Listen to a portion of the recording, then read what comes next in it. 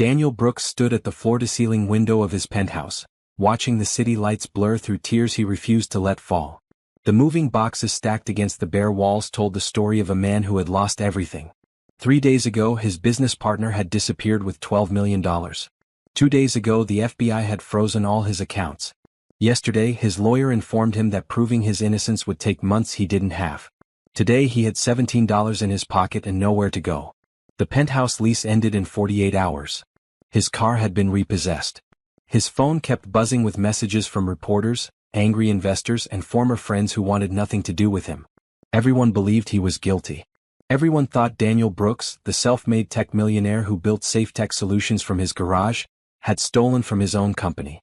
He sank to the floor, pressing his back against the cold wall. The headache that had plagued him for 3 days pounded behind his eyes. He hadn't eaten since Tuesday. What was the point? In a week he would be homeless. In a month he would probably be in prison for crimes he didn't commit. His former partner, Greg Martinez, had vanished to some country without extradition treaties, leaving Daniel holding the bag. The sound of a door opening made him look up.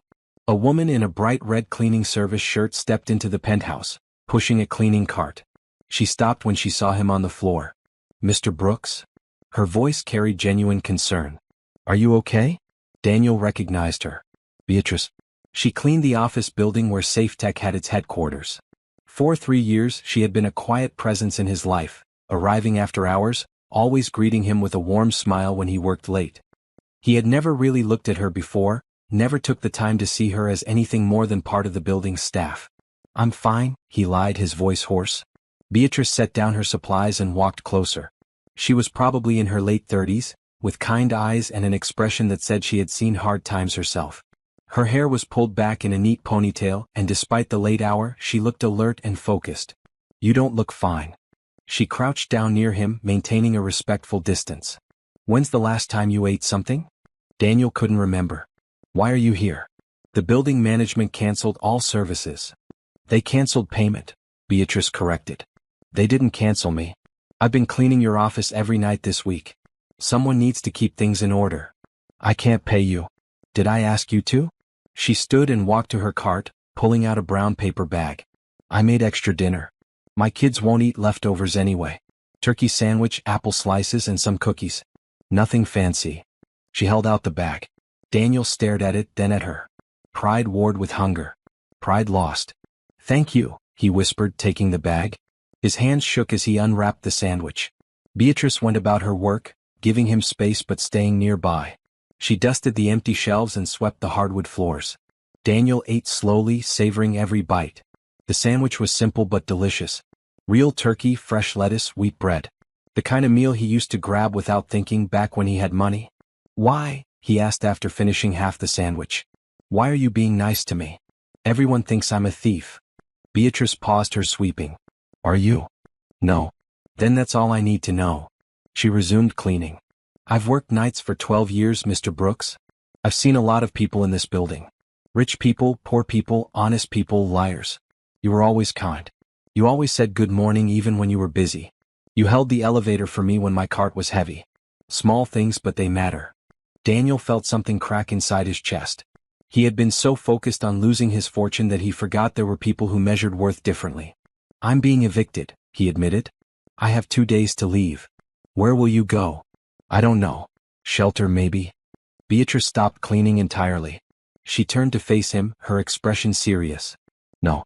You'll stay with me." "What?" "I have a couch. It's not much, but it's better than the street. My apartment is small, but there's room." Daniel shook his head. "I can't accept that. You don't even know me." "I know enough." Beatrice crossed her arms. "My husband passed away 4 years ago. Cancer. We had nothing, Mr. Brooks. No savings, no insurance, just medical bills that buried us.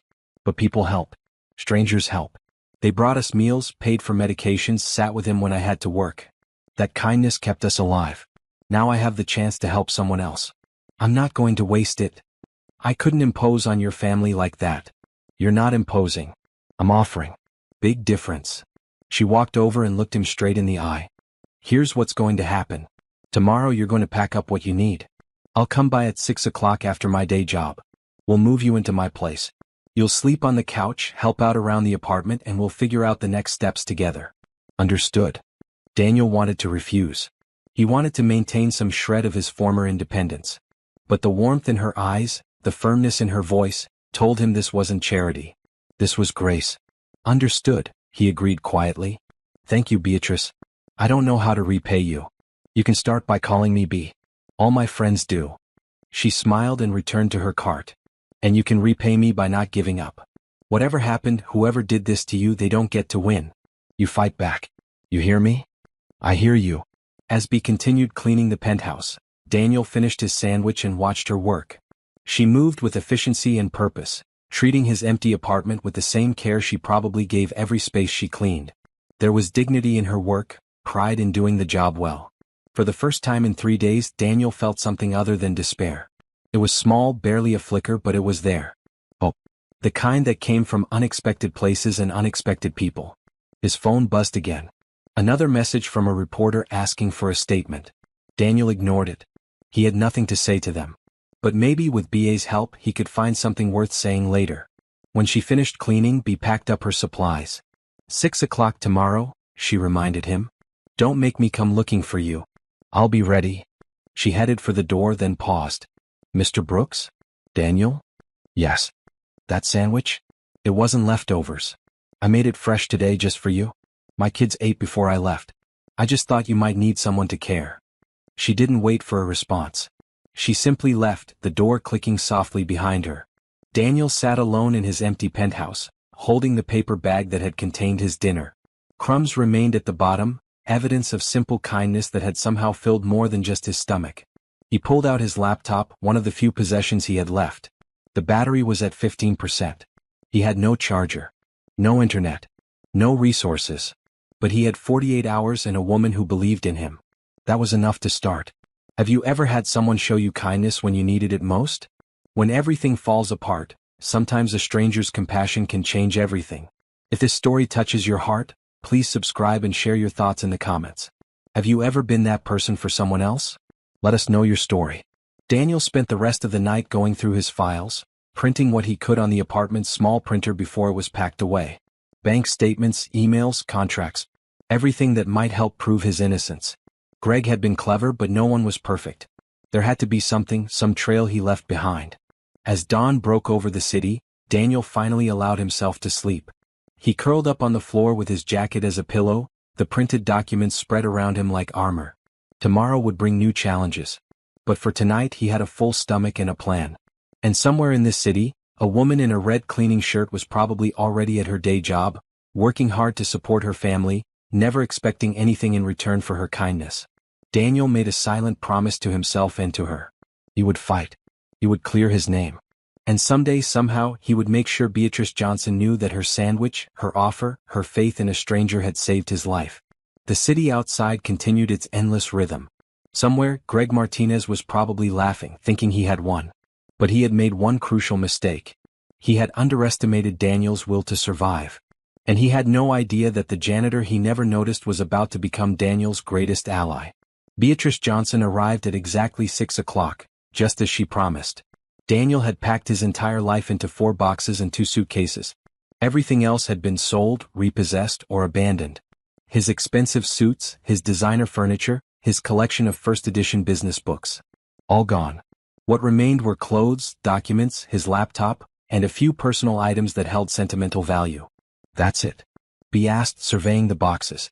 That's it. She nodded approvingly. Good. Means you're learning what matters. She grabbed one of the boxes before he could stop her. My car's downstairs. Let's get moving. Her car was a 15-year-old Honda with a dented bumper and a crack in the windshield. But it ran, and that was more than Daniel had. They loaded his belongings in 3 trips, working in comfortable silence. As they drove through the city, Daniel watched his old neighborhood fade away. The expensive restaurants, the boutique shops, the galleries he used to frequent. That life was over. BA's neighborhood was different. The buildings were older, the streets narrower. Small shops advertised in multiple languages. People sat on stoops talking. Kids played basketball in a fenced court. It was alive in a way his old neighborhood never was. Here we are. B pulled into a parking spot in front of a modest brick building. 3rd floor. No elevator, I'm afraid. They carried his boxes up 3 flights of stairs. Daniel's legs burned by the second trip, a reminder of how much his body had weakened over the past week. No gym membership anymore. No personal trainer. Just stairs and reality. The apartment was small but immaculately clean. 2 bedrooms, 1 bathroom, a kitchen that opened into the living room. The furniture was old but well maintained. Family photos covered 1 wall. The smell of something delicious came from the kitchen. Tanya, Marcus, come meet our guest, be called. 2 teenagers emerged from one of the bedrooms. The girl looked about 16 with her mother's eyes and a cautious expression. The boy was younger, maybe 13, tall for his age and curious. This is Mr. Brooks. Daniel.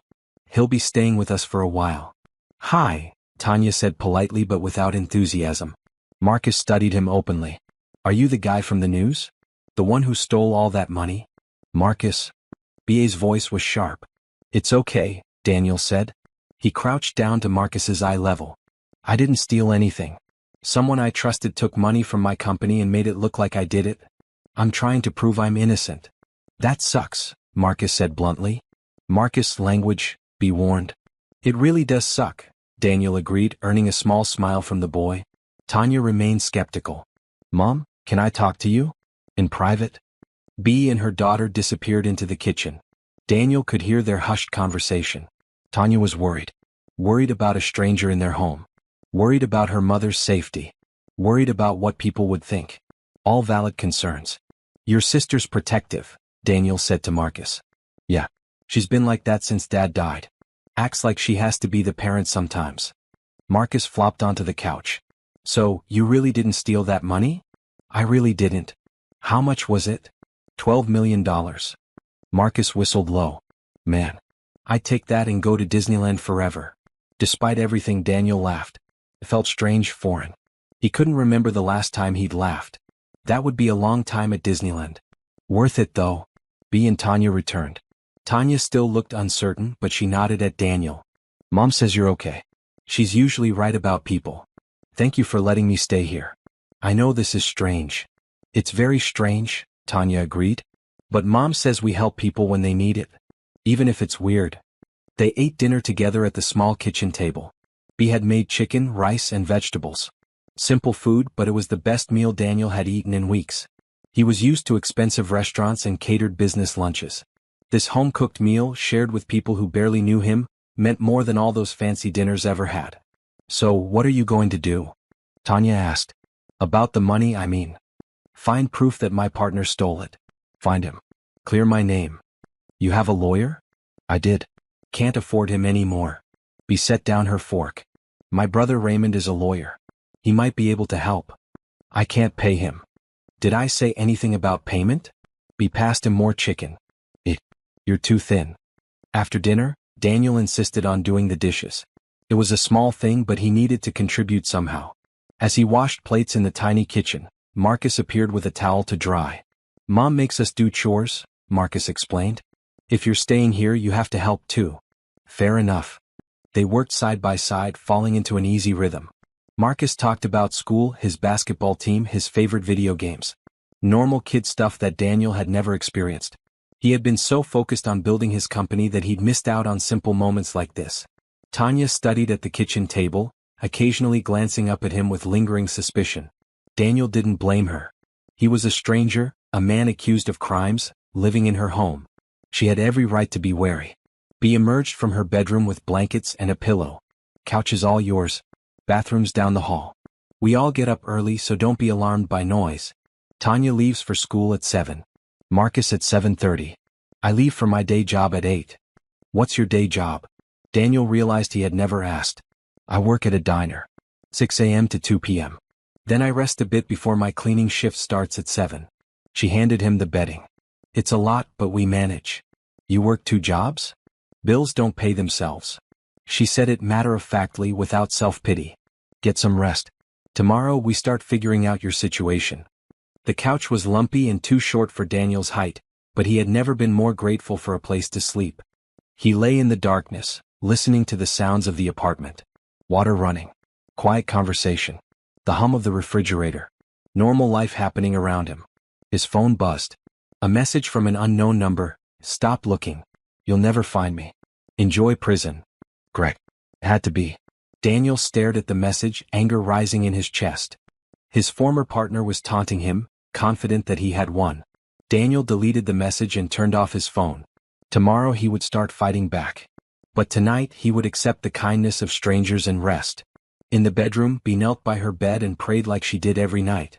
She prayed for her children, for her late husband's soul, and now for the broken man sleeping on her couch. She had no idea if she was doing the right thing. She only knew that when she saw Daniel sitting on that empty floor, she saw her husband in his final days. Alone. Scared. In need of comfort. Everyone deserves a second chance. Everyone deserves someone who believes in them. She climbed into bed and pulled the worn quilt up to her chin. Outside, sirens wailed in the distance. The city never slept. But in this small apartment, 4 people rested under one roof. 3 who had known loss and learned to carry on. And 1 who was just beginning to understand that losing everything might be the first step toward finding what truly mattered. Daniel woke to the smell of coffee and toast. For a moment he forgot where he was. Then he saw the family photos on the wall, felt the lumpy couch beneath him and remembered. He was in Beatrice Johnson's apartment, starting over from nothing. Bea appeared in the doorway, already dressed in her diner uniform. A bright green polo shirt and black pants. Her hair was pulled back and she looked tired but determined. Morning. There's coffee in the kitchen. Help yourself to breakfast. I left you a key on the counter. Lock up when you leave. Where would I go? Daniel asked honestly. Library. They have computers and internet. You need to start gathering evidence, right? She grabbed her purse. I'll be home around 3. We can talk to Raymond then. She was gone before he could respond, the door closing softly behind her. Marcus shuffled out next, still half asleep, grabbing a granola bar before heading out to catch the school bus. Tanya took more time, eating a proper breakfast while reviewing notes for a test. You can use the shower after I leave, she told Daniel. But don't use all the hot water.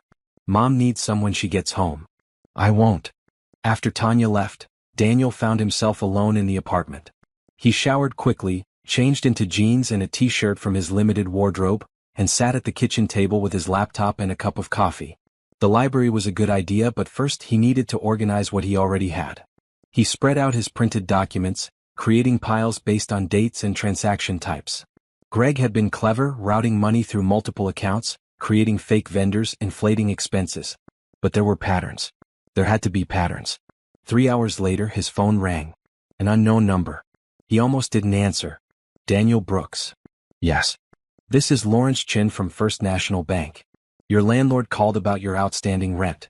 I understand your accounts are frozen, but the building management is threatening legal action. I'm calling to inform you that if payment isn't received by end of business today, they'll proceed with eviction proceedings. Daniel's stomach dropped. He had forgotten about the penthouse rent. $12,000 for the month. I don't have the money. My accounts are frozen by federal order. I understand, sir. I'm sorry. I just wanted to give you notice. The call ended. Daniel sat staring at his phone. Even though he had already moved out, the eviction would go on his record. Another black mark. Another way Greg's betrayal kept destroying his life. He needed help. Real help. Legal help. The library was a 20-minute walk. Daniel used the time to clear his head, to think through his strategy. He needed to prove the money transfers weren't authorized by him. He needed to show that Greg had access to all the same systems. He needed evidence that would convince the FBI to look at someone else. The library was busy with students and job seekers. Daniel found an empty computer station and logged into his email. 300 unread messages. Most were from reporters or angry investors. He ignored those and focused on correspondence with Greg from the past 6 months. An email chain about updating the company's financial software. Greg had insisted on being the one to handle the transition. Daniel had agreed, thinking his partner was trying to lighten his workload. In reality, Greg was probably creating backdoors to funnel money out. Daniel forwarded the emails to himself, creating a backup. Small pieces of evidence. Not enough yet, but something. At 3 o'clock he walked back to the apartment. Bea was already home, her feet soaking in a basin of warm water while she drank iced tea. She looked exhausted. How was your day? She asked. Productive. Found some emails that might help. How was yours? Long tips were okay. Had a table that left me 20%, so that was nice. She dried her feet and stood. Raymond will be here at 4. I told him about your situation. He wants to hear everything. Raymond Johnson arrived exactly at 4. He was younger than B, maybe early 30s, dressed in a neat blue suit that had seen better days but was clean and pressed. He carried a leather briefcase that was worn at the corners but still functional. Daniel Brooks. I've heard a lot about you. Raymond shook his hand firmly. My sister says you're innocent. That's good enough for me to listen. They sat at the kitchen table. Tanya and Marcus were sent to their room to do homework. Daniel walked Raymond through everything. The discovery of missing funds. Greg's disappearance. The FBI investigation. The frozen accounts. The assumption of guilt. Raymond took notes on a yellow legal pad, asking questions, circling key points. When Daniel finished, Raymond sat back and whistled low. This is complicated. I know. But not impossible. Raymond tapped his pen against the pad. Your partner was smart but rushed. He disappeared too quickly. That suggests panic, not careful planning. Panic people make mistakes. Can you help me? Raymond looked at his sister. Bea nodded encouragingly. I can try. Full disclosure, I usually handle small claims and contract disputes. This is way above my normal work. But I have friends who specialize in white-collar crime. I can reach out, see if anyone will consult. I can't pay you, Daniel said. I can't pay anyone. My sister is letting you live here rent-free. Feeding you. Caring about you. I think I can manage to file some paperwork and make some calls. Raymond smiled. Besides, if we win, you can buy me a really nice dinner someday. Daniel felt that crack in his chest again, the one that had started when Bea offered him a sandwich. These people owed him nothing. He had more education, more experience, more resources than any of them. At least he used to. Now he was the one receiving grace. Thank you, he managed. Both of you. I don't understand why you're doing this. Bea and Raymond exchanged a look. Raymond spoke first. When our dad died, he left Mom with debt and 3 kids to raise. She worked 3 jobs. But the community helped. Church members brought food. Neighbors watched us after school. A local businessman gave Mom a loan at no interest so she could keep the house. We learned that people can be good even when they don't have to be. We're just passing it forward, Bea added. Someone helped us. Now we help you. Someday you'll help someone else. That's how it works. Daniel nodded, not trusting his voice. These people understood something he had spent his whole career ignoring. Money wasn't security. Community was. Connection was. Love was. Raymond spread out Daniel's documents and began organizing them into categories. We need to establish a timeline. Every transaction, every email, every meeting with your partner. If there are discrepancies between what you authorized and what actually happened, we can build a case for fraud. They worked until dinner time. Bea ordered pizza, a rare treat she insisted on despite Daniel's protests. As they ate, Marcus and Tanya joined them, asking questions about the case like it was a mystery show. So, the bad guy is in another country? Marcus asked around a mouthful of pepperoni. Probably, Raymond confirmed. Can't the FBI go get him? Not if there's no extradition treaty. Some countries don't cooperate with U.S. law enforcement. That's stupid, Marcus declared. It is, Daniel agreed. But it's reality. After dinner, Raymond packed up his briefcase. I'll start making calls tomorrow. In the meantime, Daniel, keep documenting everything. Any detail, no matter how small. We need to build an airtight case. When Raymond left, Daniel helped Bea clean up. They worked side by side in the kitchen, a routine already forming between them. She washed, he dried. Easy. Comfortable. Your brother is a good person, Daniel said. The best. He worked 3 jobs to put himself through law school. No one handed him anything. Your whole family is remarkable. Bea paused, her hands in the soapy water. We're just ordinary people, Daniel. We've had hard times. We've made mistakes. But we try to do right by each other and by others. That's not remarkable. That's just being human. But it was remarkable to Daniel. He had spent years chasing success, building wealth, climbing ladders. He had measured his life in stock options and profit margins. He had forgotten what it meant to simply be kind. That night, lying on the lumpy couch in the dark, Daniel made a decision. If he got through this, if he cleared his name and rebuilt his life, he would be different. He would be better. He would remember the people who helped him when he had nothing to offer in return. His phone buzzed. Another message from Greg's number. Give up. You can't win. Daniel typed back for the first time, watch me. Then he blocked the number and went to sleep. Tomorrow he would fight. But tonight he was safe. Federal, surrounded by people who believed in him. And for now that was enough. The next morning, Daniel woke with purpose. For the first time since his world collapsed, he had a plan and people willing to help execute it. He was up before anyone else, making coffee and reviewing his notes at the kitchen table. Bea emerged at 6, surprised to find him already working. "You didn't have to wake up this early." "Couldn't sleep. Too much to do." She poured herself coffee and sat across from him. "What's your plan for today?" "Library again. I need to access our company's cloud storage. My personal login still works. I want to download everything before Greg thinks to lock me out." "Smart." She sipped her coffee. "Raymond called me last night. After he left. He said your case is interesting." His exact words. "Interesting good or interesting bad?" "Interesting like he wants to help. He's bringing a friend of his this evening. Another lawyer who specializes in financial fraud." Daniel felt hope spark. Real hope. "I don't deserve this." "Stop saying that." Bea's voice was gentle but firm. "You deserve help because you're a human being who needs it. That's the only qualification required." She left for work shortly after. The kids emerged, grabbed breakfast and headed to school. Daniel was out the door by 8, walking to the library with his laptop and a notebook. He spent 6 hours downloading files. Contracts, invoices, bank statements, internal emails. Everything he could access. Greg had been thorough in his theft, but he couldn't erase every trace. No one could. Around 2, Daniel's stomach reminded him he hadn't eaten. He had $3 in his wallet. Enough for a candy bar from the vending machine. He bought it and sat outside the library eating slowly and watching people pass by. Everyone looked busy. Important. Like they had places to be and purposes to fulfill. Daniel used to be like that. Now he was the guy eating a Snickers bar on a bench because it was all he could afford. "Daniel?" He looked up. A woman stood in front of him, someone from his old life. Michelle Rodriguez, a former business associate. She looked uncomfortable. "Hi, Michelle. I thought that was you. Are you okay?" "Depends on your definition." She shifted her weight. "I saw the news. Everyone's talking about it." "I bet they are. Did you really steal that money?" Daniel took another bite of his candy bar.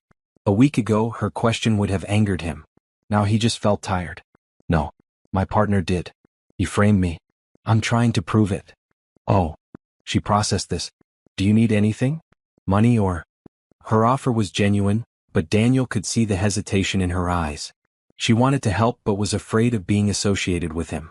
Afraid of the scandal. "I'm okay. But thank you for asking." She nodded, relieved he didn't take her up on it. "Well, good luck. I hope you figure it out." She walked away quickly. Daniel watched her go. A month ago, she had attended his company's holiday party, drinking his expensive wine and praising his vision. Now she could barely look at him. That was the thing about wealth. It attracted people, but it didn't create real connection. When the money disappeared, so did most of the relationships. But not Bea. Not Raymond. Not even Tanya and Marcus, who had nothing to gain from helping him. He finished his candy bar and went back inside to continue working. By the time he returned to the apartment at 4, he had downloaded over 10,000 files. It would take weeks to review everything, but somewhere in that data was evidence of Greg's theft. Raymond arrived at 5, bringing his friend. The man introduced himself as Peter Morrison, a lawyer in his 40s with sharp eyes and an easy smile. He wore a maroon blazer and carried himself with confidence. "Raymond tells me you've been set up," Peter said, settling at the kitchen table. "Tell me everything." Daniel walked through the story again, this time with more detail. Peter asked specific questions about the company's financial structure, about who had access to what accounts, about the timing of transactions. "Your partner had complete access to everything?" Peter asked. "Yes. We split responsibilities. He handled finances. I handled product development and client relations." "That's your first mistake right there. Never give anyone complete control." "I know that now." Peter studied the documents Daniel had printed. His eyes moved quickly, processing information at an impressive speed. After 10 minutes he looked up. "This is good. Really good. Your partner got greedy. See these transactions here?" He pointed to a series of transfers. "They're too large. If he'd been smarter, he would have taken smaller amounts over a longer period. But he wanted the money fast, which means he made mistakes." "Can you prove I didn't authorize them?" Daniel asked. "Maybe. We need your digital footprint. Where were you when these transactions happened? What devices were you using? If we can show you were logged into the system from your phone in California while someone was transferring money from a computer in New York, that's solid evidence." "How do we get that information?" Subpoenas. Court orders. It's a process, but it's doable. Peter made notes. I'll take your case. Daniel's heart skipped. I can't pay you. Raymond explained. I'm not worried about payment right now. I'm worried about justice. If you're innocent and I think you are, then someone needs to fight for you. Consider this pro bono work. Besides, Peter smiled, when we win and your assets are returned, you can pay me then. When we win. Not if. I don't take cases I don't think I can win. Bad for my reputation. They spent the next 2 hours strategizing. Peter explained the legal process, the timeline, the challenges. It would take months, maybe a year. But there was a path forward. After Peter left, Daniel helped Bea make dinner. She was teaching him to cook simple meals, patient with his mistakes. Tonight they made spaghetti with homemade sauce. Nothing fancy, but the kitchen filled with good smells and easy conversation. You're learning, Bea observed as Daniel stirred the sauce without splashing. I'm trying. I've never cooked before. Always had someone else do it. That must have been nice. I thought so. But this is nice too. Different nice. Tanya and Marcus joined them for dinner. The conversation flowed naturally.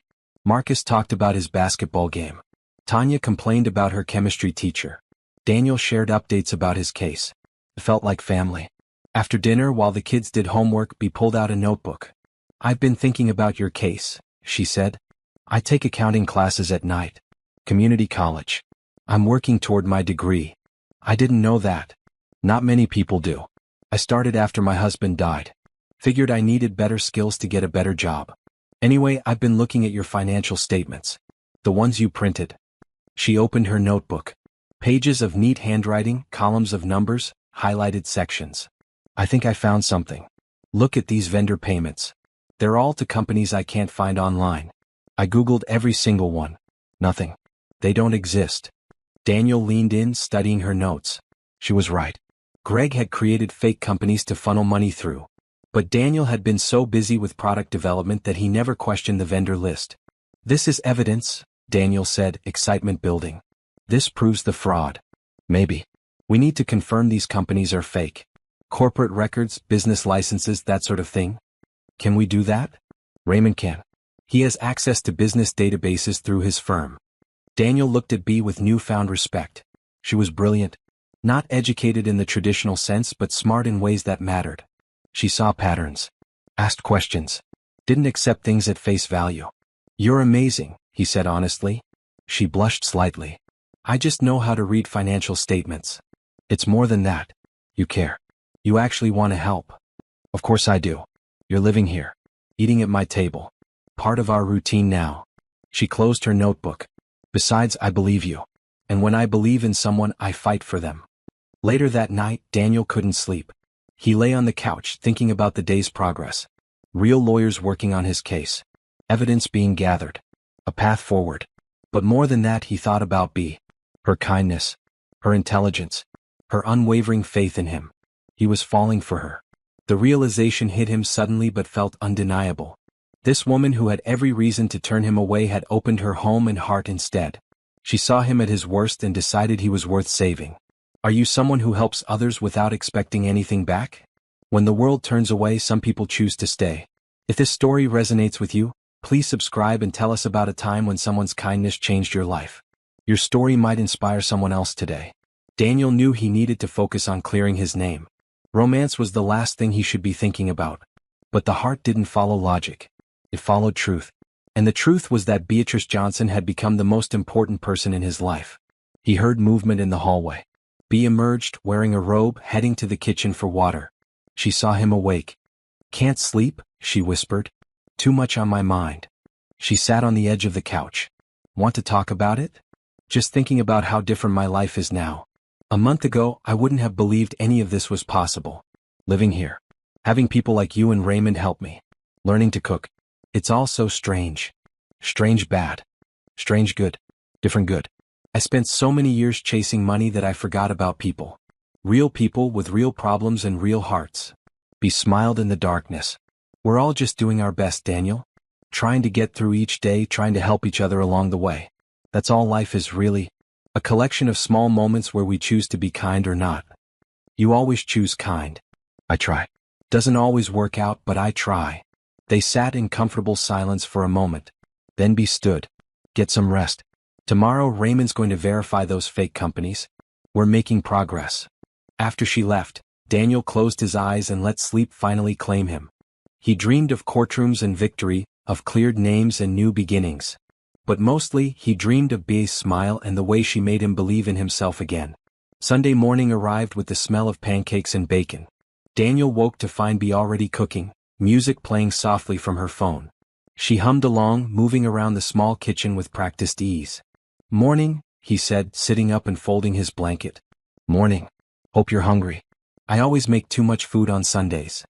Tanya and Marcus emerged, drawn by the smell. They gathered around the table, plates loaded with pancakes, bacon, and fresh fruit. It reminded Daniel of television shows he used to watch, idealized families sharing meals. He never thought he'd experience it himself. "What's the plan today?" Marcus asked through a mouthful of pancakes. "Church at 10, Bea said. Then lunch. Then homework for you too." "Do I have to go to church?" Tanya asked, the same question she apparently asked every week based on Bea's eye roll. "Yes. The Lord gave you 7 days. You can give him 2 hours." Daniel shifted uncomfortably. "Should I stay here?"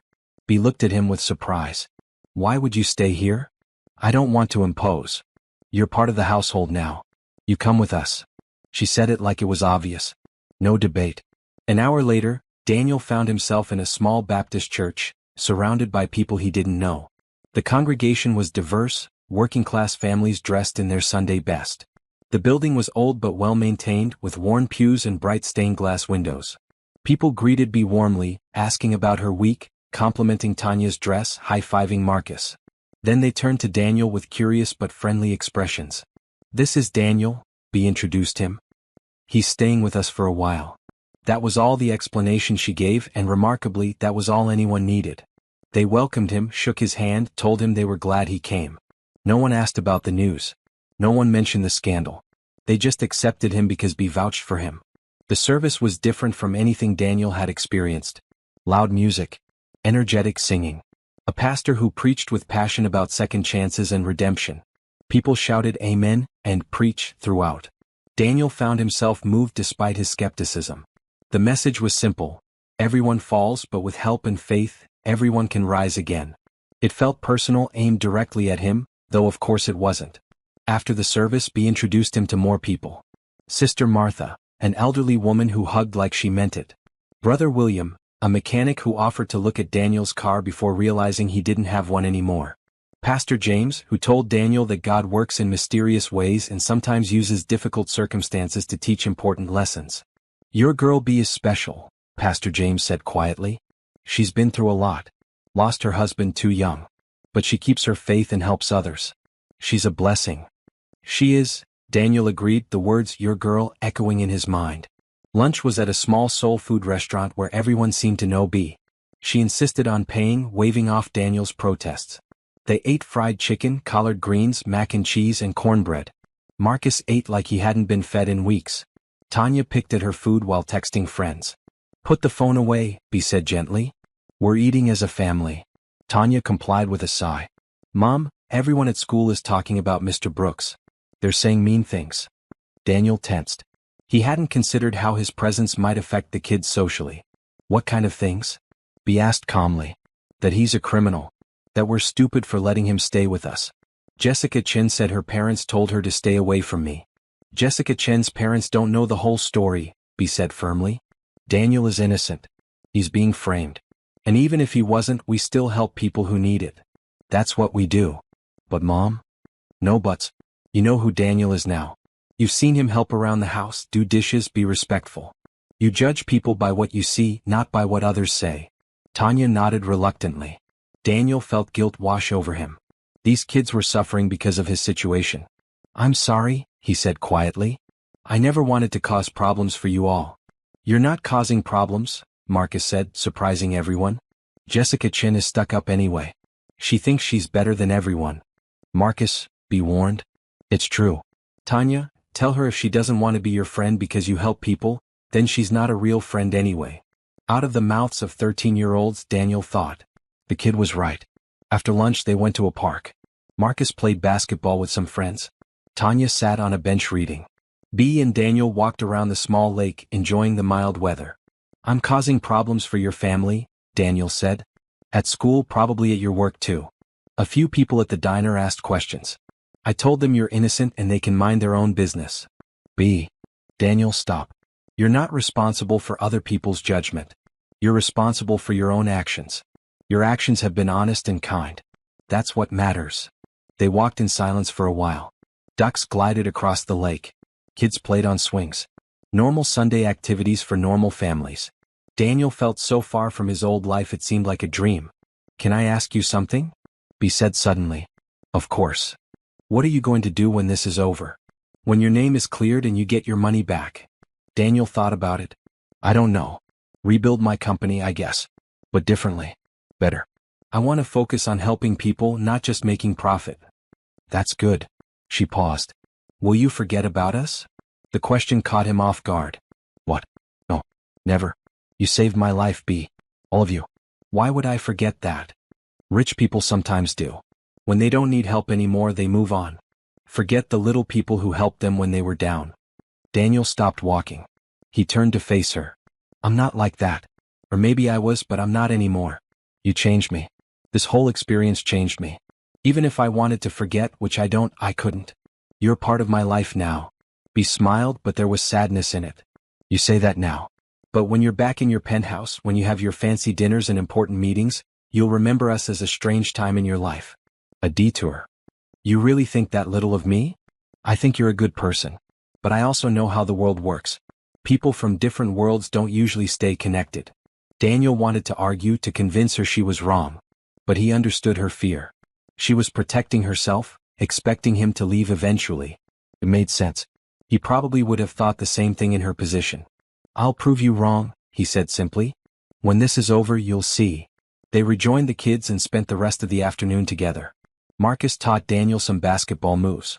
Tanya warmed up to him more, asking about his company and what it was like to run a business. Daniel answered honestly, not sugarcoating the difficulties. On the drive home, Marcus fell asleep in the back seat. Tanya plugged in her headphones. B drove in comfortable silence, occasionally humming along to the radio. Daniel looked out the window at the passing neighborhoods. Modest homes with small yards. Kids riding bikes. People sitting on porches. This was real life.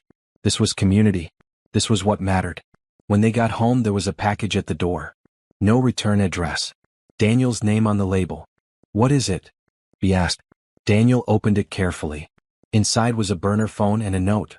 You want proof? Meet me at Coffee Corner tomorrow at noon. Come alone. A friend. Who sent this? Tanya asked, peering over his shoulder. I don't know. Daniel turned the note over. Nothing else. Could be a trap, B said, her voice worried. Could be help. Raymond arrived later that evening for their weekly family dinner. When he saw the note, he frowned. Don't go alone. The note says. I don't care what the note says. This could be dangerous. Or it could be someone from inside my company. Someone who knows what Greg did and wants to help. They debated for an hour. Finally, they compromised. Daniel would go to the meeting, but Raymond would be nearby. They would use the burner phone to stay connected. That night, lying on the couch, Daniel thought about tomorrow. About the mysterious package and what it might mean. About BA's question at the park and her fear that he would forget them. He wouldn't. Couldn't. These people had become his anchor, his reason to keep fighting.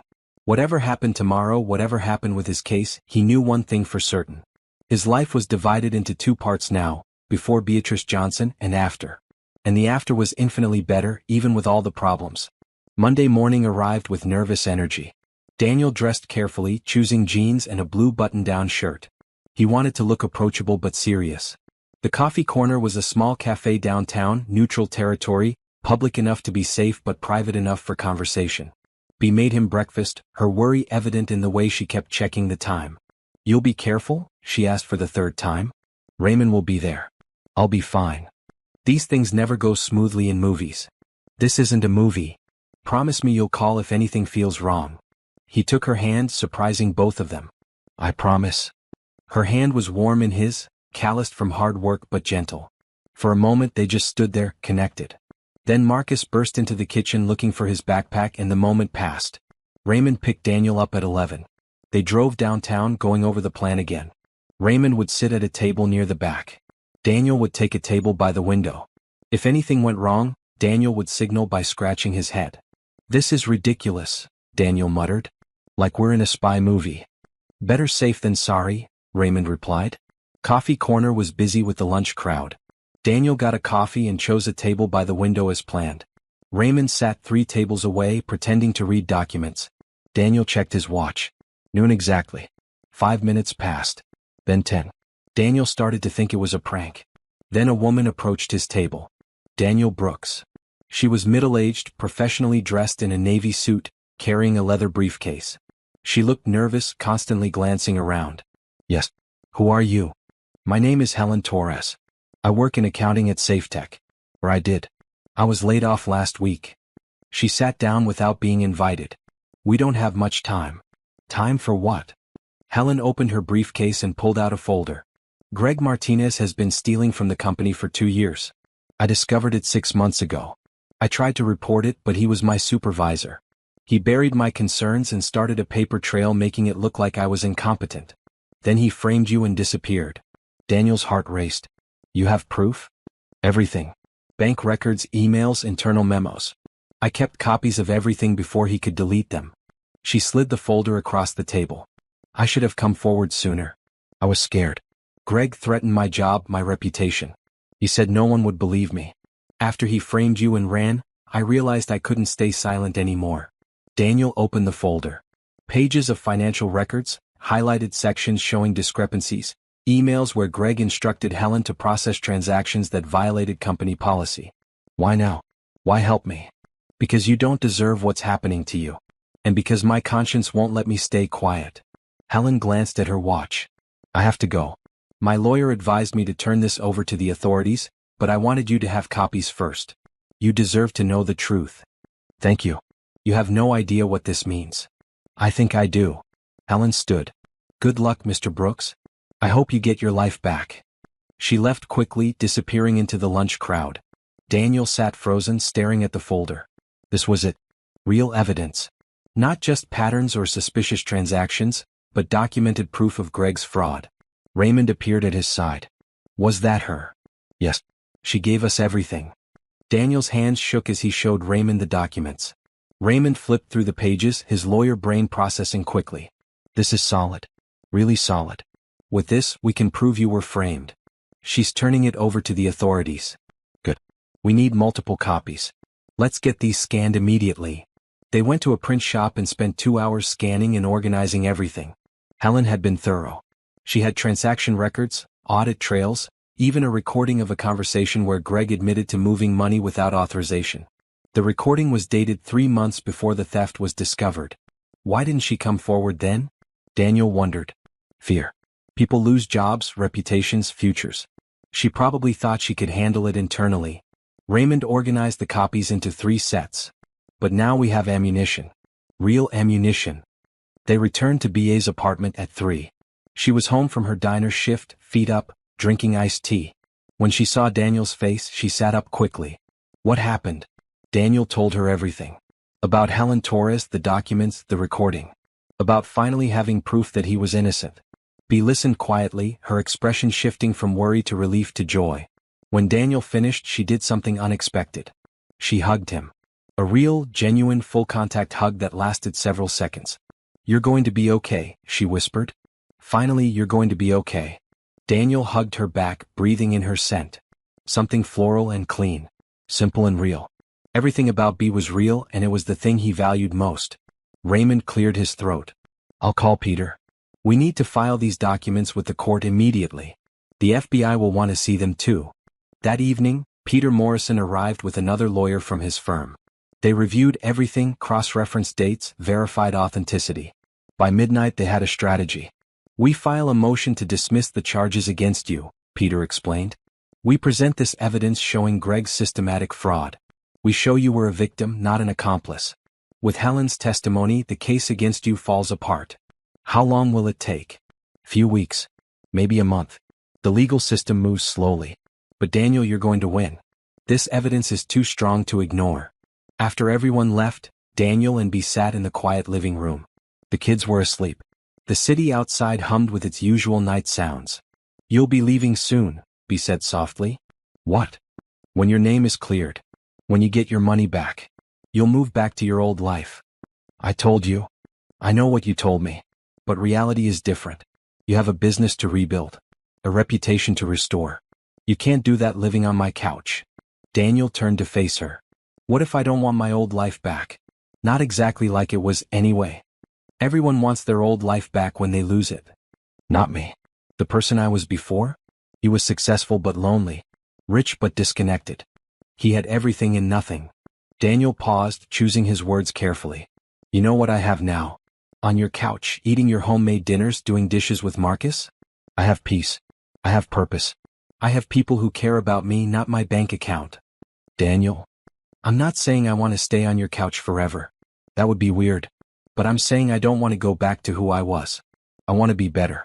And you showed me how. B looked at him with an expression he couldn't quite read. Oh, fear. Both? What are you saying exactly? I'm saying you matter to me. Your kids matter to me. This life, this community, these people at your church who welcomed a stranger. It all matters. And when this is over, I want to figure out how to keep it in my life. We're from different worlds. So what? People bridge worlds all the time. It's not that simple. Why not? B stood, pacing the small living room. Because I have responsibilities. 2 kids to raise. Bills to pay. A life that exists in this neighborhood, in that church, with those people. I can't just merge into your fancy world. I'm not asking you to. I'm saying maybe I want to be part of your world. For how long? Until you get bored? Until someone from your old life reminds you of what you're missing? Daniel stood too, closing the distance between them. I fell in love with you. The words hung in the air. B froze. I know the timing is terrible. I know I'm a mess. I know I have nothing to offer right now. But I needed to say it. I fell in love with your kindness, your strength, your faith. With the way you make pancakes on Sunday and take care of everyone around you. With how you see the good in people even when they can't see it themselves. B's eyes filled with tears. Daniel, you're not thinking clearly. You're grateful. That's not the same as love. It's both. I'm grateful and in love. Can't it be both? She wiped her eyes. I can't talk about this now. It's too much. Too fast. I understand. I just needed you to know. B went to her bedroom, closing the door softly. Daniel stood alone in the living room, his heart pounding. He had said it. Put it out there. Now she knew. He lay on the couch, staring at the ceiling, replaying the conversation. Maybe he should have waited. Maybe it was too soon. But life had taught him recently that tomorrow wasn't guaranteed. Sometimes you had to be honest, even if the timing was imperfect. In her room, B sat on her bed, crying quietly. She had felt something growing between them too. But she was scared. Scared of being hurt. Scared of her kids getting attached to someone who might leave. Scared of hoping for something that seemed impossible. Her late husband had been her high school sweetheart. She had never imagined loving anyone else. And now here was Daniel, this broken man she had helped, offering her his heart. She didn't know what to do with it. The next 2 weeks moved quickly. Peter and Raymond filed motions with the court. The FBI reopened their investigation based on Helen Torres's evidence. News outlets that had crucified Daniel suddenly wanted interviews to hear his side of the story. Through it all, Daniel stayed in BA's apartment, living in limbo between his old life and something new. The dynamic between him and B changed after his confession. They were more careful around each other, overly polite, avoiding the heavy conversation they needed to have. But small moments kept happening. Hands brushing while doing dishes. Eyes meeting across the dinner table. Comfortable silences that spoke louder than words. Tanya noticed. Are you and Mom dating? She asked one afternoon while they worked on her math homework together. No. Why? Because you look at her like my dad used to. Before he got sick. Daniel didn't know what to say to that. Tanya saved him by moving on to the next math problem, but her observation stayed with him. Marcus noticed too. You like my mom, he declared one evening while they played video games. Everyone likes your mom. She's a good person.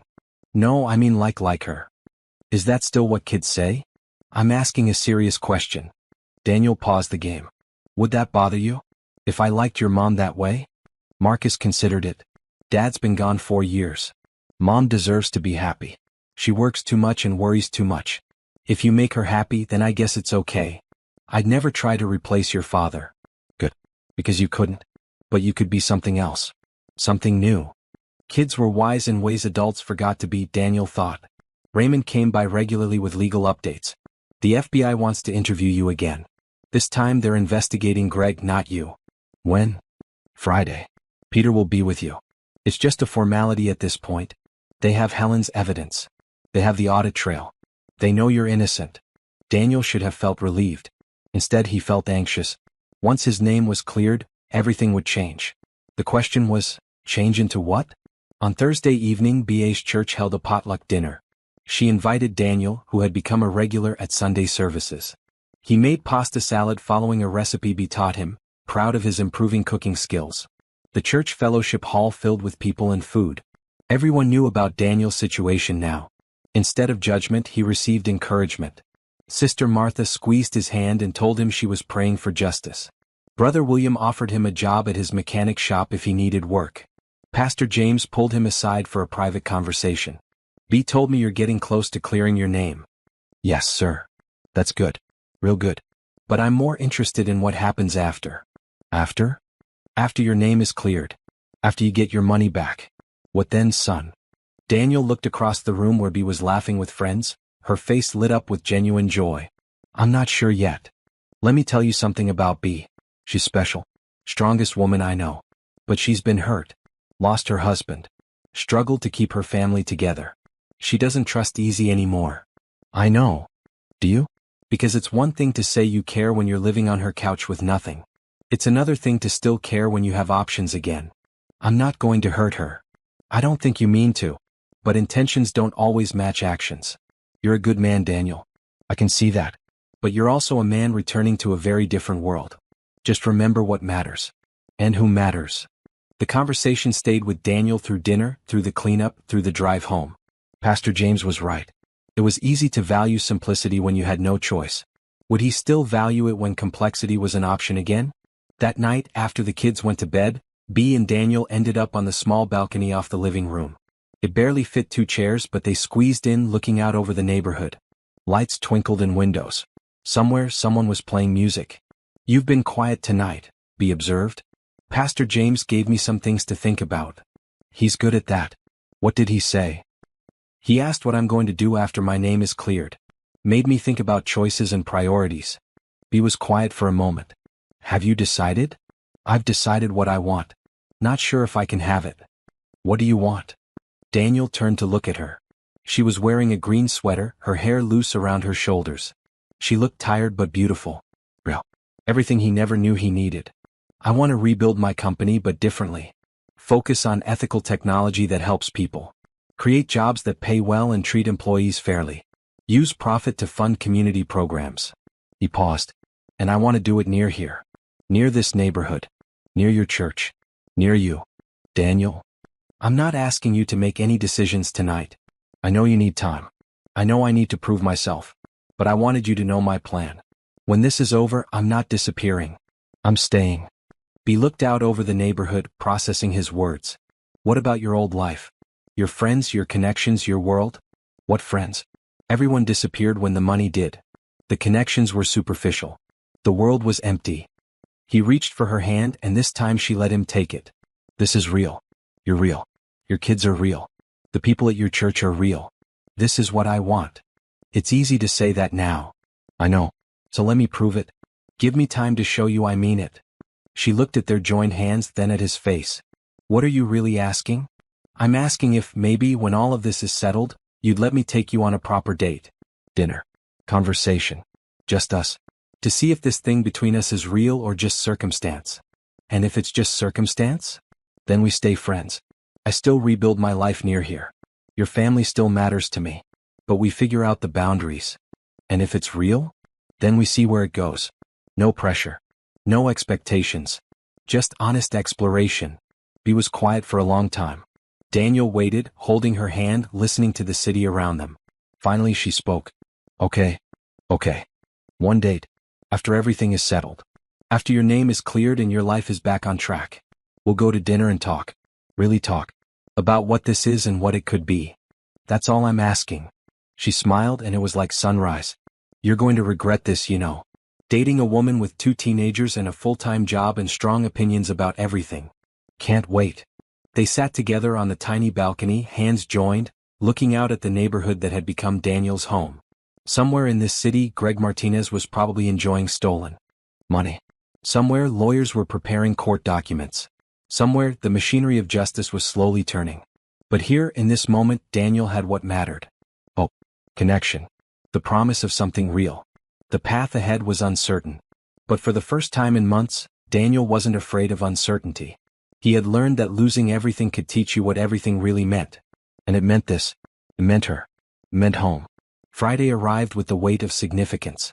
Daniel dressed in the one suit he had kept, a charcoal gray one that B had pressed for him the night before. Peter Morrison picked him up at 8, briefcase full of evidence, confidence radiating from every gesture. "This is it," Peter said as they drove downtown. "After today your nightmare ends."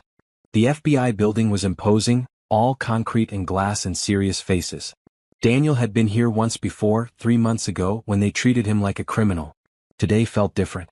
Today he walked in with his head high, innocent and able to prove it. Agent Sarah Mitchell met them in the lobby. She was the lead investigator, the one who had frozen Daniel's accounts and recommended charges. She looked uncomfortable now, a rare display of emotion from someone trained to remain neutral. "Mr. Brooks, thank you for coming in. Did I have a choice?" Daniel couldn't keep the edge from his voice. "Fair point."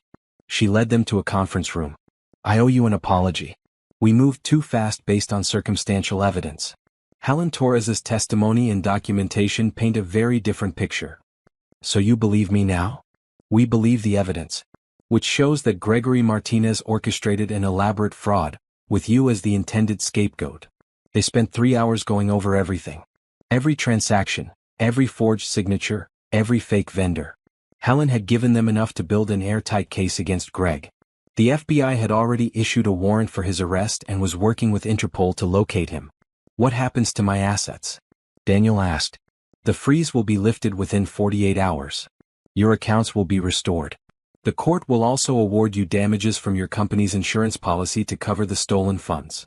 Agent Mitchell slid a document across the table. "This is an official letter clearing you of all suspicion. You're free to resume your life, Mr. Brooks. And again, I apologize for what you've been through." Peter grinned.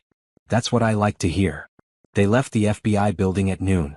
Daniel stood on the sidewalk, blinking in the bright sunlight, trying to process what just happened. It was over. The nightmare was actually over. "Congratulations," Peter said, shaking his hand. "You're officially innocent. Your reputation will be restored. And you're about to be significantly wealthier than you were before, thanks to those insurance damages." "I can't believe it." "Believe it? You fought hard. You had good people helping you. Justice won." Peter checked his watch.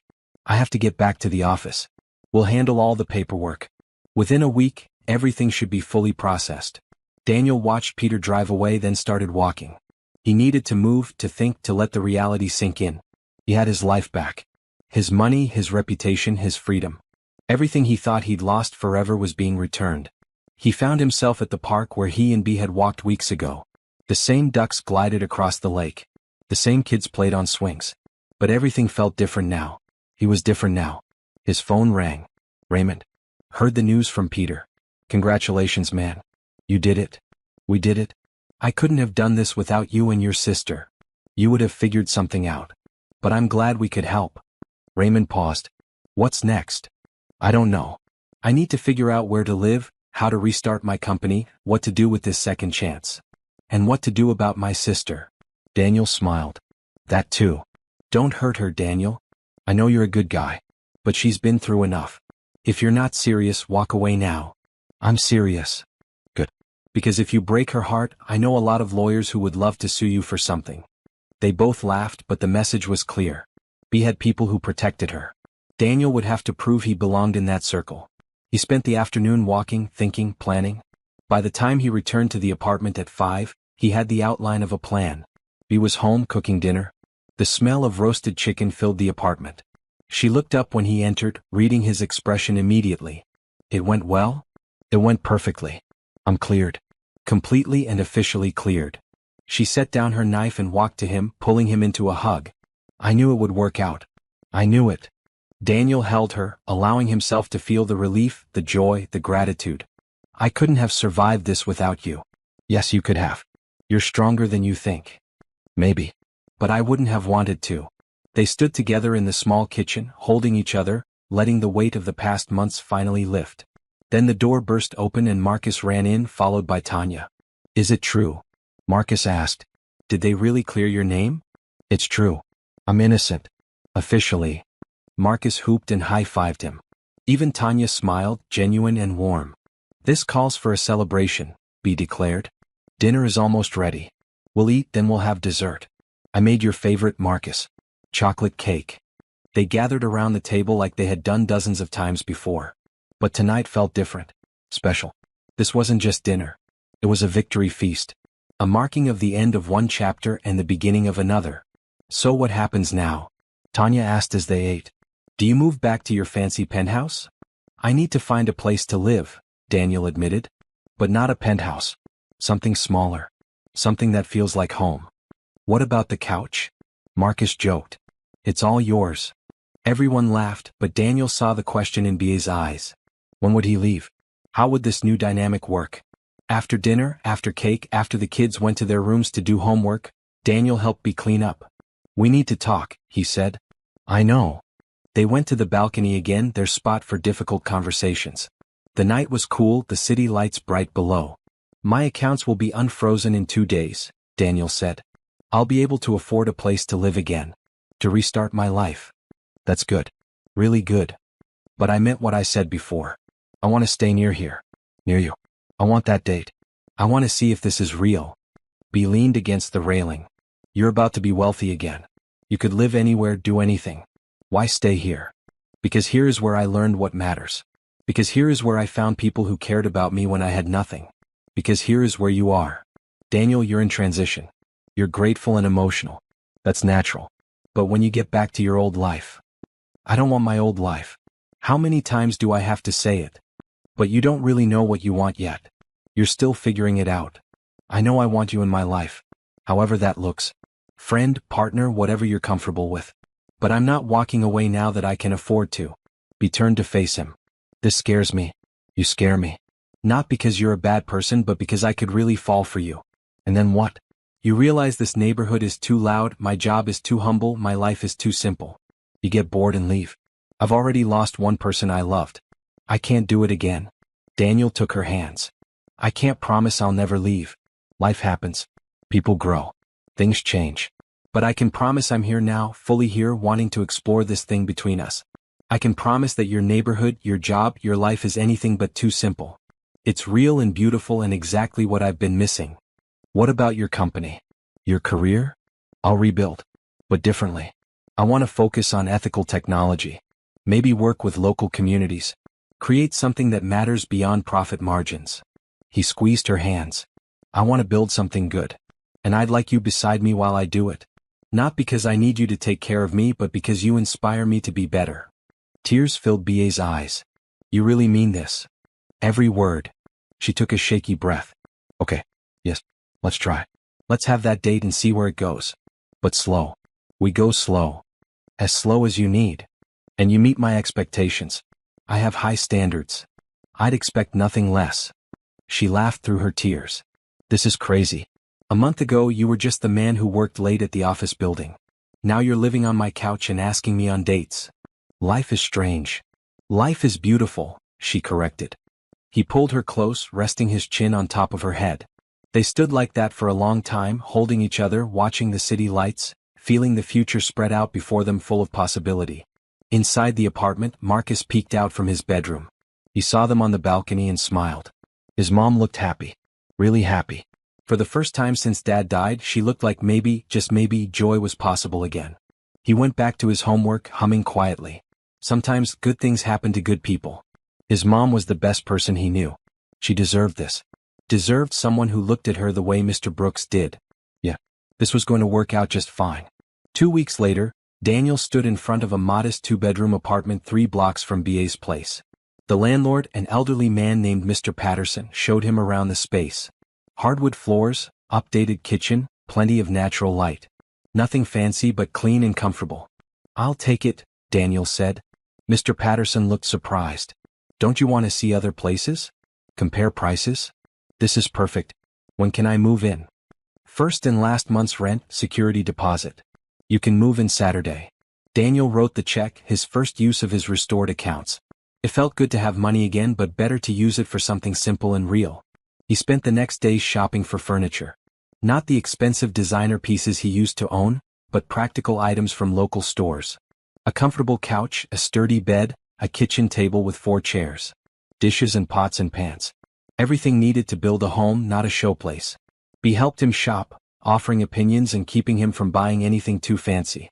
You don't need a $400 coffee maker, she said, steering him toward a simple one. But it has 18 settings. Coffee has 1 setting. Hot.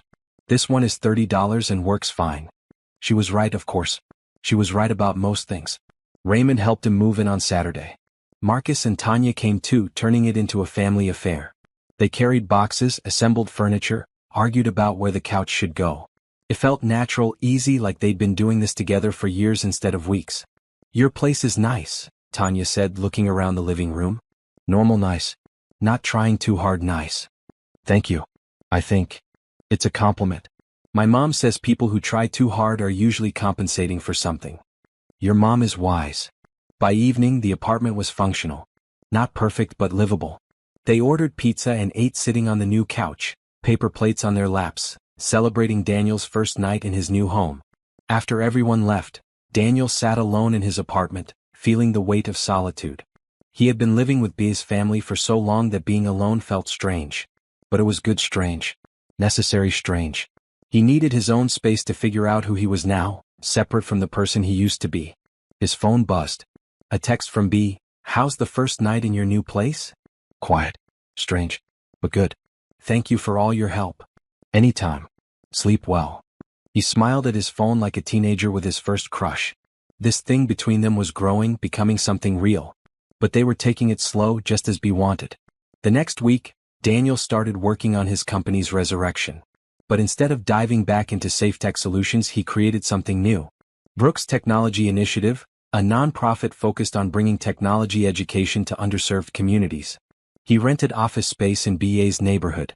A small suite in a converted warehouse, nothing fancy but functional. He hired 3 employees to start. People from the community. People who needed chances like he had been given. His first project was creating a coding boot camp for local high school students. Free classes, mentorship from industry professionals, internship opportunities. The kind of program that could change lives. Pastor James let him present the idea at church. The response was overwhelming. Parents signed their kids up. Community members volunteered to help. Local businesses offered support. Within 2 weeks, Daniel had 20 students enrolled and a waiting list of 30 more. You're really doing this, Bea said one evening as they walked through the neighborhood after class. I'm really doing it. Feels good. Different from before, but better. What was it like before? Running safe tech. Stressful. Always chasing the next contract, the next investor, the next level of growth. Never stopping to ask why or who it was helping. And now I wake up knowing I'm making a difference. Even if it's small. Even if it's just teaching kids to code. It matters. They walked in comfortable silence, their hands occasionally brushing but not quite holding. The slow approach Bea wanted. Daniel respected it, even though part of him wanted to rush forward. I signed up for more classes at the community college, Bea said suddenly. Advanced accounting. Business management. I'm thinking about getting my bachelor's degree. That's incredible. When do you start? Next semester. It'll mean cutting back on my cleaning hours, but I think I can make it work with my diner job and financial aid. I could help with tuition. No. She stopped walking. I appreciate the offer. Really. But I need to do this myself. Need to know I can. I understand. They resumed walking. Daniel wanted to push, to insist he could help, but he understood her need for independence. She had been taking care of herself and her kids for years. She didn't need rescuing. She needed support, not salvation. The following Sunday, Pastor James announced that Daniel's boot camp had received a grant from a major tech company. $10,000 to expand the program and provide computers for students who didn't have them. After service, people congratulated Daniel, thanking him for investing in their community. He felt uncomfortable with the praise. He wasn't doing anything special. He was just using his resources and skills where they were needed. But Sister Martha pulled him aside. Don't dismiss what you're doing, young man. You had a choice. You could have gone back to your old life, chased money, forgot about us. But you stayed. You're building something here. that matters. That evening, Daniel and Bea finally had their first official date. He picked her up at 7, nervous like a teenager.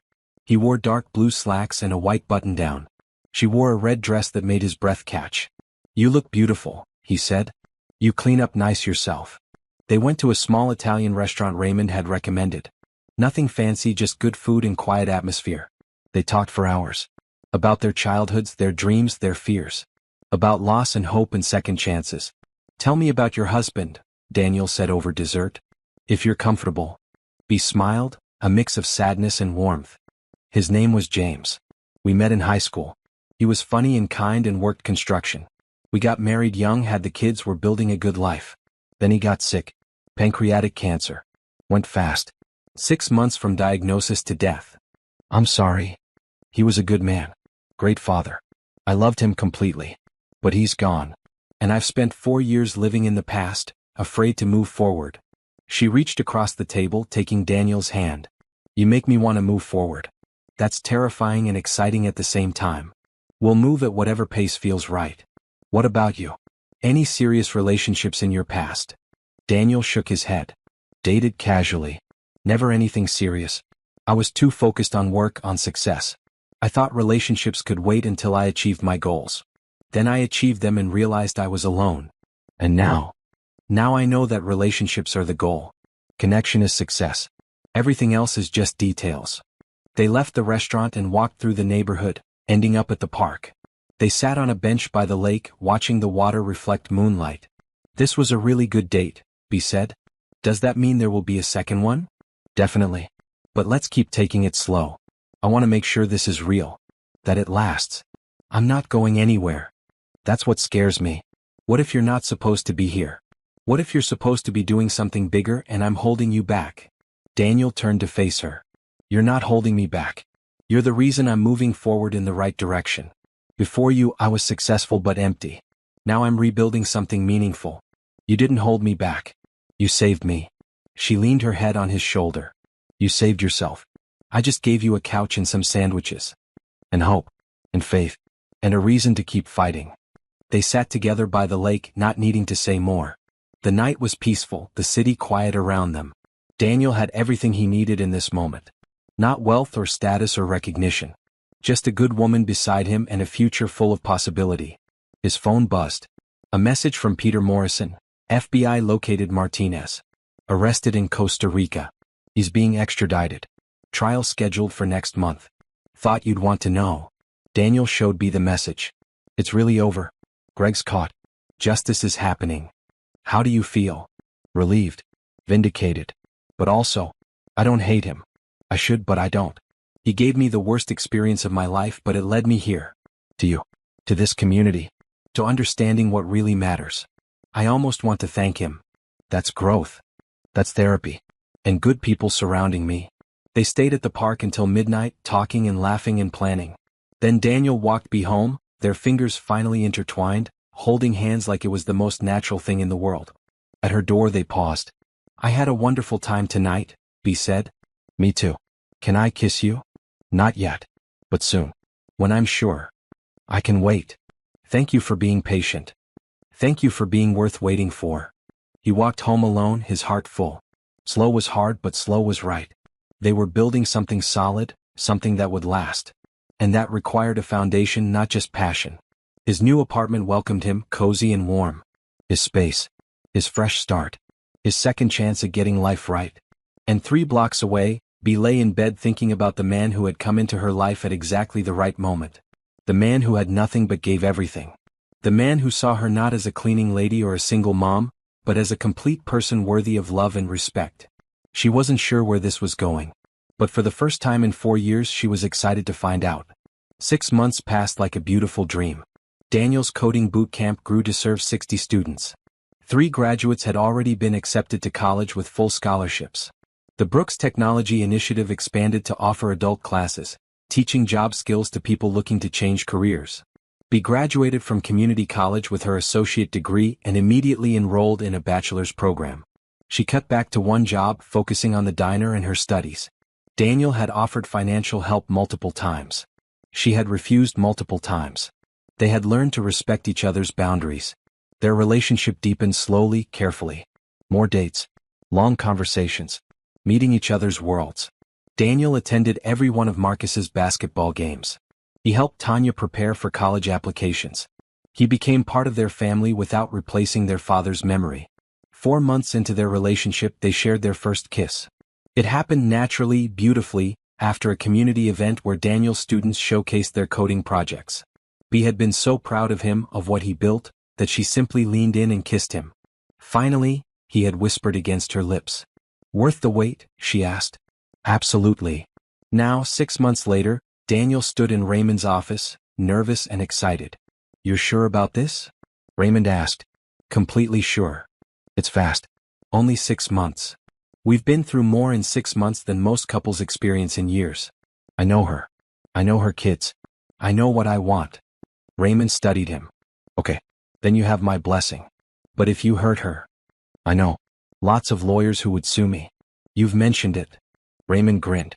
"Just making sure you understand the terms." Daniel had a plan. A good plan. He spent the next week preparing, coordinating with everyone involved.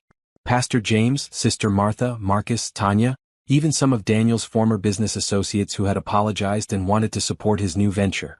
The night of the proposal was disguised as a celebration dinner for the boot camp's graduation. Daniel had invited Bea under that premise. She arrived at the church fellowship hall at 7, wearing a green dress he loved, expecting a casual community gathering. Instead, she walked into a room transformed. White lights strung across the ceiling. Tables arranged elegantly. Everyone she cared about gathered together. Her church family, her brother Raymond, her children, even some co-workers from the diner. "What is this?" she asked, confused. Daniel stepped forward, taking her hand. "This is me showing you how much you mean to me." He led her to the center of the room. Music started playing. A song they had danced to on their 3rd date. "6 months ago I was broken. Hopeless. Ready to give up on everything. Then you walked into my empty penthouse with a sandwich and refused to let me quit." Daniel's voice carried across the quiet room. "You didn't just save my life, Bea. You taught me how to live it. Really live it. With purpose and kindness and love." Tears started forming in Bea's eyes. She looked around at all the faces watching them, then back at Daniel. "You showed me that wealth isn't measured in money. It's measured in relationships and community and making a difference in people's lives. You gave me everything when I had nothing. And now, I want to give you everything I am for the rest of my life." Daniel got down on one knee. The room erupted in gasps and cheers. Bea's hands flew to her mouth. "Beatrice Johnson, you are the strongest, kindest, most beautiful woman I've ever known. You inspire me every day to be better. To do better. To love better. Your children are incredible because you raised them right. Your faith is unshakable because you live it genuinely. I don't want to spend another day without you officially in my life." He pulled out a ring. Simple, elegant, with a blue stone that matched her eyes. "Will you marry me?" Bea stared at him, tears streaming down her face. The room held its breath. "Yes," she whispered. Then louder, "Yes. Of course yes." The room exploded in celebration. Daniel slipped the ring on her finger and stood, pulling her into a kiss that made everyone cheer louder. Tanya and Marcus rushed forward, hugging both of them. Raymond clapped Daniel on the shoulder. Sister Martha dabbed her eyes with a handkerchief. "You were supposed to wait at least a year," Bea said, laughing and crying simultaneously. "I couldn't wait. I know what I want. I want you. I want our family. I want to build a life together." "Our family?" "If the kids are okay with it." Daniel looked at Tanya and Marcus. "I know I can never replace your father. I wouldn't try. But I'd like to be part of your family. To help take care of you and your mom. To be someone you can count on." Tanya hugged him fiercely. "You already are." Marcus grinned. "Does this mean I can call you Dad?" "If you want to. Or Daniel. Or hey you. Whatever feels right." "I'm going with Dad." "Sounds cooler." The celebration continued for hours. Food appeared, catered by the restaurant where they had their first date. Music played. People danced and laughed and shared stories about Bea and Daniel's journey. Pastor James pulled Daniel aside. "You did good, son. She deserves happiness. You both do. Thank you for believing in us. I believe in what you built together. Not just the relationship but the community work. The boot camp. The initiative. You took your second chance and multiplied it into chances for others. That's what faith looks like in action." Later, sitting at a table with Raymond, Peter, and some of the boot camp students, Daniel reflected on the journey. From the empty penthouse to this moment. From despair to joy. From isolation to family. What are you thinking about? Bea asked, sitting beside him and taking his hand. How lucky I am. How different my life is now. Different better? Different perfect. What happens next? After we get married. We keep building. The boot camp. Your degree. Our family. We create a life that matters. Together. Sounds like a good plan. The best plan. They stayed at the celebration until midnight. Then they walked home together, their hands intertwined, their hearts full. Marcus and Tanya walked ahead, already planning the wedding and arguing about details. They're happy, Bea observed. They are. Are you? She stopped walking and turned to face him. I'm happier than I ever thought I could be again. After James died, I thought that part of my life was over. That I'd just be a mom and worker, existing but not really living. Then you showed up. Broken and lost and needing help. And somehow helping you helped me too. We saved each other. We did. And now we get to build something new together. At her apartment building they paused. Come upstairs, she said. Have coffee. Celebrate a little longer. Are you sure? It's late. I'm sure. Besides, we need to start planning. I want a small wedding. Just family and close friends. Nothing fancy. Whatever you want. They went upstairs. The kids immediately disappeared to their rooms, giving them privacy. Bea made coffee while Daniel sat at the kitchen table where he had eaten so many meals over the past months. This place holds a lot of memories, he said, looking around. Good ones. The best ones. This is where I learned to live again. Where I found family. Where I fell in love. Bea brought the coffee and sat beside him. Where do you want to live after we're married? Your place? Here. Somewhere new. I don't care where we live as long as we're together. But practically we'll need more space. Maybe a house with a yard.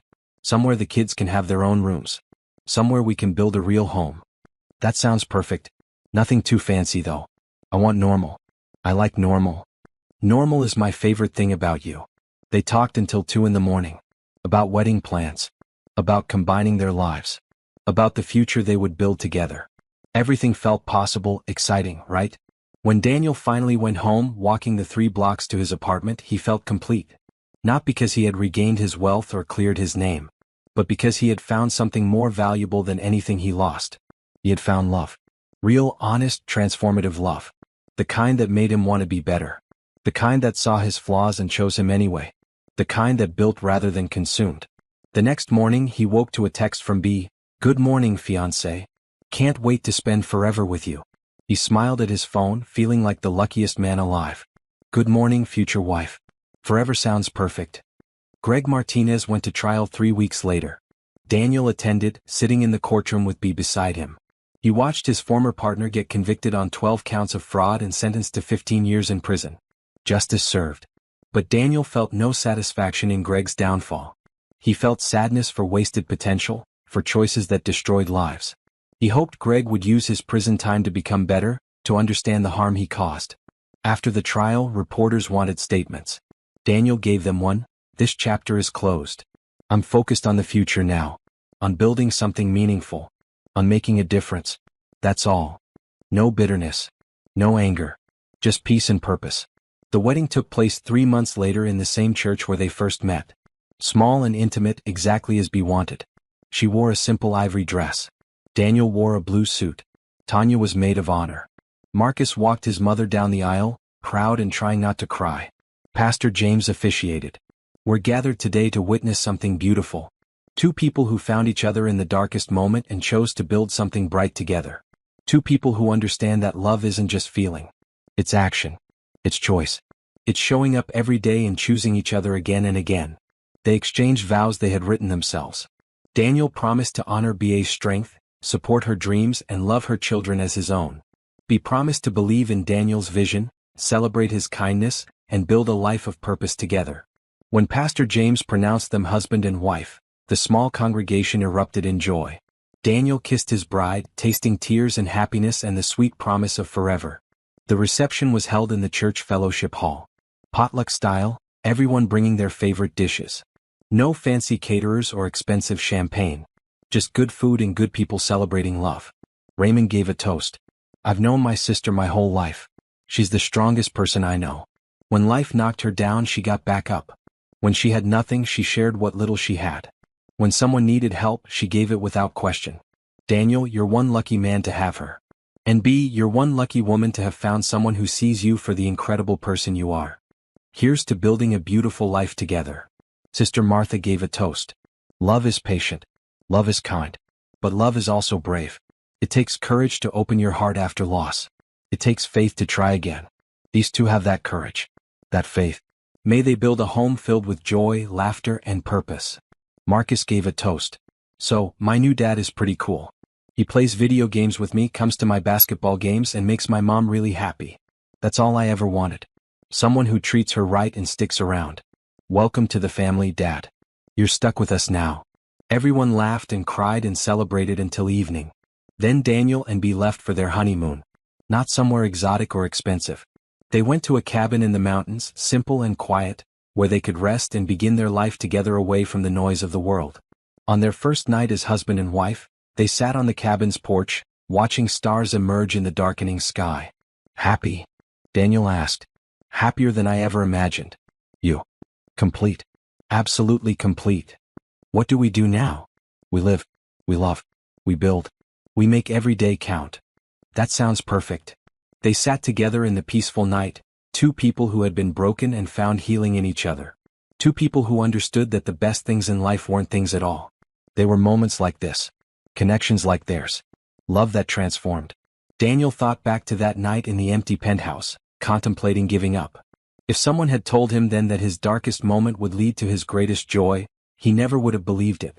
But here he was, married to the love of his life, part of a real family, building something meaningful with his work, living with purpose. Sometimes losing everything was the only way to find what truly mattered. And what mattered was love, community, purpose, connection. What mattered was her. What mattered was home. And he had finally found it. The end. 3 years later, Daniel and Bea stood in front of a new building. The Brooks Johnson Community Center. Named after both their families. Funded by Daniel's business success and built with community support. Inside were computer labs for the boot camp, classrooms for adult education, a gym for youth sports, a commercial kitchen for job training. Everything the neighborhood needed, all under one roof.